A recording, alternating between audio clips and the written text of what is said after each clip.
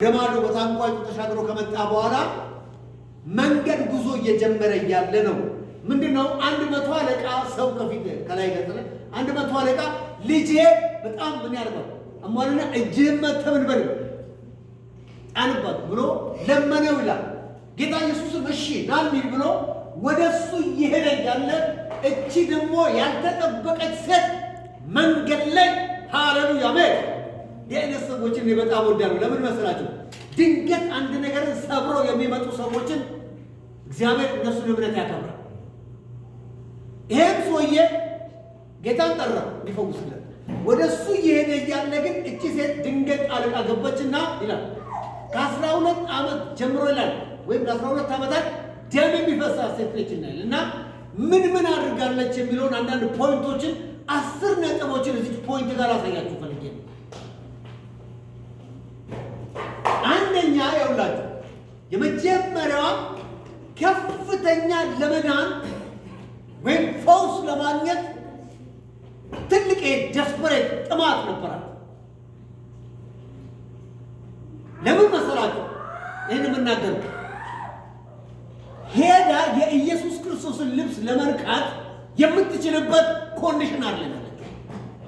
በእስራኤላውያን ደም የሚፈሳት ሴት ወደ ፓብሊክ ጉባኤ አካባቢና ወደ ህዝብ መካከል መቅረብ አትችልም።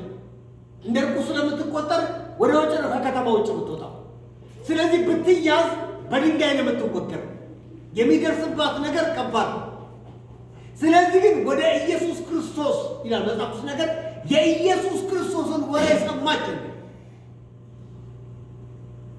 ከዛ በፊት ግን ይኸውላችሁ መጽሐፍ ቅዱስ ሲናገር ይላል ምን አደረገች ነው የሚለው የኢየሱስን ወሬ ከመስማቷ በፊት ወገኖች ከነጋ ከሆነች የኢየሱስን ወሬ ከመስማቷ በፊት ይላል እቺ ሴት ብዙ ገንዘብ ያላት ሴት ነበረች። መጽሐፍ ቅዱስ እንደሚናገረው ብዙ ገንዘብ ስላላት ይላል የብዙ ባለመድኃኒቶች ጋር ስትዞር ስትሄድ ነበር። እንግዲህ በአሁኑ ዘመን አላውቅም፣ እኛ አፍሪካውን ከኢትዮጵያ ምንድን ነው የሚደረገው? ድሮ ጊዜ ወደ ደቡብ አፍሪካ ወደ ዱባይ ምናምን፣ አሁን ወደ ባንኮክ ወደ በቃ ትልቅ ሀገሮች ለሕክምና እዛ ለምን አንድ ጊዜ ሴምሲ አካባቢ ነው አንድ ሴትዮ ጋር ልጸልይ አንድ ሰው ሄድኩ። ሲሄድ ሴትዮዋ የሚገርማችሁ ባላፍተው ሰውየው በቃ ነጋዴ ነው፣ ስራ ነገርና ልጅ የላቸውም። በኋላ ላይ የሚገርመው ስትነግረኝ ያልዞርኩበት አለ ጃፓን ሄጃለሁ አለች፣ አውሮፓ ሄጃለሁ አለች፣ እንትን ሄጃለሁ እዛ ሀገር ሄጃለሁ አለ። መውለድ አልቻልኩም አለ። ናይጄሪያ ሄጄ ያው ጌታ ቲቪ ጆሹዋ አለ እዛው ሀገር ሄጄ እዛው መፍትሄ አለ ብሎ አለኝ አለ። ተሽከርከር ሀገር ቁጭ ብዬናል ደብረ ዘይት ሄድኩኝ አለ። እስቲራን ፓስተር እንደና ጌታ ልጅ ይሰጥሻል ይላል አገር ቤት። በፊት ግን እሷ የት ሀገር የተሽከረከረችው መፍትሄ አለ ብላ በውጭ ሀገር እግዚአብሔር በውጭ ሀገር አላገኘችው። በኋላ ወልድ ያኔ ጎንፎ በልቻለሁ ታይቻለሁ እግዚአብሔርን ታምራት አድርጎላት ማለት ነው። እዛው ሀገር ይሻላል መፍትሄ። እቺ ሴት ገንዘቧን በሙሉ ምን አደረገች ይላል ከሰረች ይላል። የሚገርመኝ ቀጥሎ ደግሞ ይላል መሰላችሁ መክሰር ብቻ አይደለም፣ እንደውም አለ ከብዙ ባለመድኃኒቶች አለ ባሰባት እንጂ። የሚገርመው ሕክምናው የበለጠ በሽታው ምን አደረገው? ደም መፍሰሱ አባባሰው። ይኸው ለምንላችሁ ቁጥር ስንት ላይ ይላችሁ? ቁጥር 26 ላይ ከብዙ ባለመድኃኒቶችም ብዙ ተሰቃየች። ሐኪም ያሳረፋት ሲሆን ሐኪሞቹ ግን የበለጠ ምን አበዙባት? ስቃይ ተሰቃየች ካለ በኋላ ጨርሳ ደግሞ ገንዘቧንም ሁሉ ከስራ ይላል ባሰባት እንጂ ምንም ምን አለ አልተጠቀመችም ማለት ዩዘር ሆነች ማለት። በዛ መካከል ላይ ግን ይኸውላችሁ የኢየሱስንም ወሬ ሰማች። አሜን። አንዳንዴ ይኸውላችሁ ሰው መቼ ይሰማል መሰላችሁ ወገኖች? በደንብ ሰው መቼ እንደሚሰማ ልንገራችሁ። ገንዘቡን ሲጨርስ የሆነ ያሰቡን ትምክቱ ሲጨርስ ቁጭ ሲል ጆሮ ይከፈታል። አሜን። እሺ ጌታ ኢየሱስ የእግዚአብሔር ቃል ልንገራችሁ። ሆሴዕ ምዕራፍ 2 ቁጥር 13 ላይ ምን እንደሚል ልንገራችሁ። አባብላታለሁ ከዛም ወደ ምን አመጣታለሁ? ወደ ምድረ በዳ አመጣታለሁ፣ በዛም ለምን እናገራለሁ ይላል። ተባረክ፣ ጌታ ይባረክ። አሜን። ልቧ የጠፋች ሴት ስለሆነች እግዚአብሔር ልባቸውን አንዳንድ ሰዎች ለማግኘት አንዳንዱን ቀስ እያለ ከሀገር ቤት ያስወጣዋል። አሜን። እያሳየ በምድረ በዳ ያሽከረከ ምድረ በዳ ላይ ምንም ስለሌለው በቃ ጌታ አንተ ብቻ ነህ ማለት ሲጀምር አሁን እግዚአብሔር ይናገረዋል፣ ያገኘዋል። እየች ምድረ በዳ ላይ አባብላትና ምድረ በዳ ላይ አመጣትና ከዛ ለልቧ እናገራለሁ። ያን ትሰማለች፣ ያለበለዚያ አሰማም። እቺ ሴት የኢየሱስን ወሬ እኮ በፊትም ሳሰማ ቀርታለች። አሁን ግን በረብ ቁጭ ብላ መስማት ስትጀምር የኢየሱስን ወሬ ወደ እርምጃ እንቀሳቀስ ፈለገች። ከዛ ምን ያደረገች ነው የሚለው ቅድም ስትናገረው እምነት ከመስማት ይመጣል፣ መስማትም በእግዚአብሔር ቃል ነው። የእምነት በውስጣችን እንዲፈጠር መጀመሪያ መስማት ቃል የምንሰማው ቃል ነው ፈጥሮ። ስለዚህ ምንድን ነው ያደረገችው መስላችሁ? እቺ ሴት ከዛ በፊት ሁለተኛ ላይ ፈውስን በሙሉ ሞክራለች። የትም ቦታ ይላል ግን መፍትሄ አላገኘችም። ሶስተኛ ደግሞ ለዛ ፈውስ ያላትን በሙሉ ንብረት ጨርሳለች። አራተኛ ላይ ግን ቁጭ ስትል ስለ ኢየሱስ ምን አደረገች? ሰማች። ከሰማች በኋላ ግን ቀጣዩ ነው አሁን ደስ የሚለኝ ይላል። ወሰነች። ወደ ኢየሱስ ሄጄ ምን አደረጋል? እምነት የሚንቀሳቀስ ነው። አሜን። እሺ፣ የሚንቀሳቀስ እምነት ላሳያችሁ። ማርቆስ ወንጌል ምዕራፍ 2 ክፈቱልኝ። ቶሎ በሉ ወገኖች። ማርቆስ 2 ላይ እምነት እንደሚንቀሳቀስ ላሳያችሁ። አሁን ብዙ ሰው እኔ አምናለሁ ምናምን ይላል። ተመልከቱ እምነት እንዴት እንቅስቃሴ እንዳለ። ማርቆስ ወንጌል ምዕራፍ 2 ላይ እንደዚህ ነው። ከጥቂት ቀን በኋላ ከቁጥር 1 ጀምሮ በኋላ ወደ ቅፍርናሆም ገብቶ በቤት እንደሆነ ተሰማ ይላል። በቤት እንደሆነ ተሰማ። በደጅ ያለውን ስፍራ እስኪጠባቸው ድረስ ብዙ ሰዎች ተሰበሰቡ፣ ቃሉንም ይነግራቸው ነበር ይልና 4 ሰዎችም የተሸከሙትን ሽባ አመጡለት ይላል። 4 ሰዎች የተሸከሙትን ሽባ ይዘው ወደ ኢየሱስ ዘንድ እናደርጉለት አመጡለት። ልክ ባመጡለት ሰዓት ምን ሆነ መሰላችሁ? ስለ ሕዝቡ ብዛት ወደ እርሱ መቅረብ ቢያቅታቸው ይላል። ቻሌንጅ፣ የመጀመሪያው ቻሌንጅ ይኸውላችሁ የሕዝቡ ብዛት ቤቱን አጣቦት ነው። እነዚህ ሰዎች ይላል በአልጋ ተሸክመው ጓደኛቸውን ይዘው መጥተዋል። ይዘው ሲመጡ አሁን ወደዛ ለማድረስ ብዙ ሰው ለፈውስ ብዙ ሰው ለመስማት ኢየሱስ ከቦ ስለሆነ ከቤቱ ውጭ ሰው ከቦ ስለሆነ ወደ ውስጥ መግባት አልቻሉም። በሩ ምንድን ነው? ዝግ ነው። ከዛም በኋላ የሆነው ነገር ተመልከቱ ይላል። ወደ ውስጥ ማቅረብ ቢያቅታቸው ይላል እርሱ ያለበትን የቤቱን ጣራ አነሱ። እኔ የሚቀርበኝ ይሄ ነው። ቆይ ልንገራቸው። ይሄ ቤት የጓደኛቸው ወይም ደግሞ የሆነ ሰው ቤት አይደለም። በነገራችን ላይ ተውት፣ እዚህ ሀገርማ አይሞከርም። እዚህ አይሞከርም።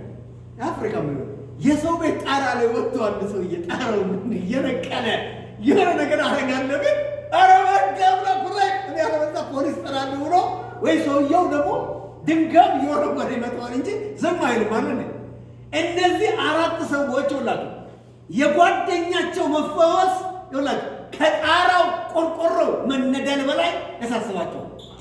ምናልባት ጣራውን ነቀለው ከዛ በኋላ ሰውየው ቢጨቃጨቃ ችግር የለም እናሰራውን እንከፍላለን። ወንድማችን ግን ምን መሆን አለበት? መዳን አለበት። እምነት ያለው እምነት ዝም ብሎ አልጋ ባልጋ አይደለም፣ የሚከፈል መስዋዕት አለ። ያቺ ሴት እኮ በትሞትም ልትሞት ቆርጣ ነው ወደ ኢየሱስ ሄደችው። ስትሄድ ግን ህዝቡ ከቦታል። እሱ ጋር መድረስ አትችልም። መጽሐፉ ሲናገር ይላል እየተሽለኮለከች ሲል አይታችሁ እንደሆነ መሬት ለመሬት ይዳሳ በጀርባው በኩል ሄዳ የኢየሱስን ልብስ ነካች። ስለዚህ እነዚህ ሰዎች እሺ ተመልከቱ፣ ጣራውን ነደሉት። እኔ ከየት እንዳመጡ አላውቅም፣ ገመድም ይዘው መጥተው እንደሆነ አላውቅም። ሰውየውን ይላል አወረዱት ይላል። ሰውየውን ካወረዱት በኋላ ጌታ ኢየሱስ ያደረገውን ተመልከቱ። ከጊዜ አንጻር ስላላረጉ ነው። ጌታ ኢየሱስ ክርስቶስ ልክ አሁን ምሳሌ ህዝቡን መሃል እንዲከቦት ቁጭ ብሎ እያስተማረ እንዳለ ጣራው ተከፈተ፣ ሰው ደነገጠ፣ ወረደ። መሃላቸው ይሄ ስትሬች እንትን አልጋ ላይ ተኛው ሰው እንደዚህ እንዳለ ጌታ ኢየሱስ ክርስቶስ ያለው ወገኖቼ ስሙኝ። ሰውየውን ተመለከተውና ቀና ብሎ ተመለከተ። እምነታቸውን አይቶ የሰውየውን እምነት አይደለም የነሱ እምነታቸውን አይቶ አንተ ሰው ኃጢአት ምን አለ ተሰራ ይችላል። እዛሉ ደነገጡ። ፈሪሳውያን ምን እንዴት ኃጢአት ምሰለ። ከዛ በኋላ ደግሞ እያየ ደግሞ ተነሳና አልጋህን ምን በል ተሸክመ ሂድ አለላ። አሁን አልጋውን ተሸክመና ብርግዚል በር ከፈቱለት። ሃሌሉያ! ቅድም በር ያልከፈተውን አሁን ገለል አለ። አሜን። ሰውየው በመካከላቸው ወጥቶ ሄደ ይላል። ከዛ ምናልባት ጓደኞቹን ሲያገኝ እንደዚህ አይነት አክት ነው የሚያደርገው። ፍሬንድስ ቴንክ ዩ ቬሪ ማች ፎር በቃ ይሄ ስላደረጋችሁልኝ በዘመኔ ሁሉ ምን አደርጋለሁ አመሰግናለሁ። አሁን እኔ ሙሉ ሰው ነኝ፣ ከእናንተ እርዳታ አልፈልግም። ቃይ ተሸክሜ መሄድ ይችላሉ አይደል? ትላንት ሲሸከመው የነበረውን አልጋ ተሸክመው የሚገርም ነገር እምነት የሚንቀሳቀስ። ስለዚህ እቺ ሴት ወደ ኢየሱስ ክርስቶስ ዘንድ ሄደች። ስትሄድ ግን ቀላል አልሆነላት፣ ግን ወስናለች። ተፈውሳ እንደምትመጣ አረጋግጣለች። ከቃሏ ላንሳላችሁ የተናገረቻቸው አንዳንድ ፖይንቶች ማርቆስ 5 ላይ ያሳያችሁና እምነታችን እንዴት እናሰራዋለን የሚለውን ያያለን። ምን አለች? በሰዎች መካከል መጣ ልብሱን ዳሰሰች። ልብሱን ብቻ የዳሰስኩ እንደሆነ ቁጥር 27 ላይ 5:27 ላይ ልብሱን ብቻ የዳሰስኩ እንደሆነ እድናለሁ ብላለች። ዛሬ እኮ ሰው ይጸልይ ፓስተር ይጸልይለት አሜን ፓስተር እዚህ ጋር ደግሞ ጫን እዚህ ጋር ደግሞ ጋኛ ደግሞ ፓስተር እዚህ ጋር እኔ እኮ እሱ አይደለም ነገሩ እንደምትድኑ ሰዎቹ ማወቅ አለባቸው። ሲጸልይልኝ እፈወሳለሁ። እቺ ሴት እኮ ሄጄ አለ ልብሱን በነካ ምን አደርጋለሁ እድናለሁ ብላለችና ሃሌሉያ በቃ ዳታ የለውም እድናለሁ ብላ ተናግራለች። ስለዚህ ሁላችሁ የዳነችው አሁን አይደለም። ይኸውላችሁ ያንን ዲክሌር አድርጋ ስለሄደች ለዛ ጋር ደርስ አክሽኑ የተካሄደ እድናለሁ ብላለችና በልቧ። ስለዚህ ምን ሆነ? ዳነች። ኢየሱስ ጌታ። እስኪ ማርቆስ 11 ላይ ክፈቱልኝና ቶሎ ማርቆስ 11 ላይ ተመልከቱ። ከዚህ ጋር ተመሳሳይ የሚሄደው ላሳያችሁ።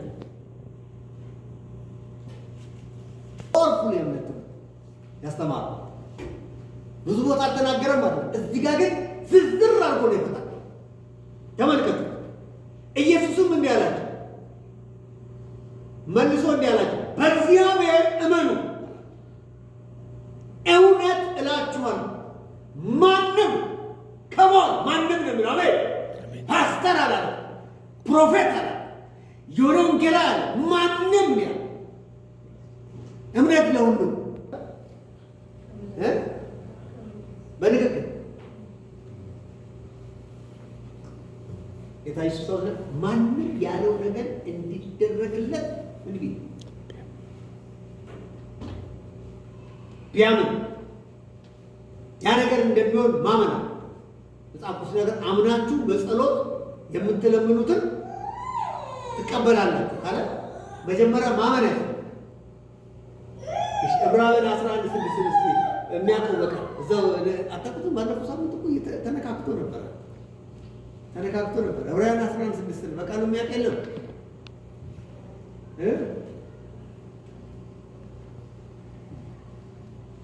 ዕብራውያን 11:6 ያለ እምነትም እግዚአብሔርን ደስ ማሰኘት አይቻልም ይልና ሁለት ነገሮች እምነት የሚያደርገው ነገር ይናገራል።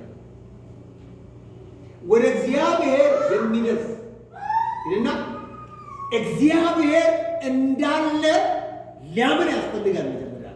እስቲ እግዚአብሔር አለ መጀመሪያ የእምነት ትልቅ ቁልፍ ነው። እግዚአብሔር አለ። ቀጥሎ ደግሞ እግዚአብሔር አለ ካለ በኋላ የሚፈልጉትም ዋጋ እንዲሰጥ ያምን ያስፈልጋል። እግዚአብሔር ለሚፈልጉት ዋጋ ይሰጣል። እግዚአብሔር አለ መጀመሪያ ካለ እግዚአብሔር ደግሞ ለሚፈልጉት ዋጋ ይሰጣል። አንዳንድ በሕይወታችን እግዚአብሔር አለ ይመስላል። በጣም ብዙ ነገር ሰነፍ በልቡ ሰነፍ በምኑ በልቡ ባፉስ ግን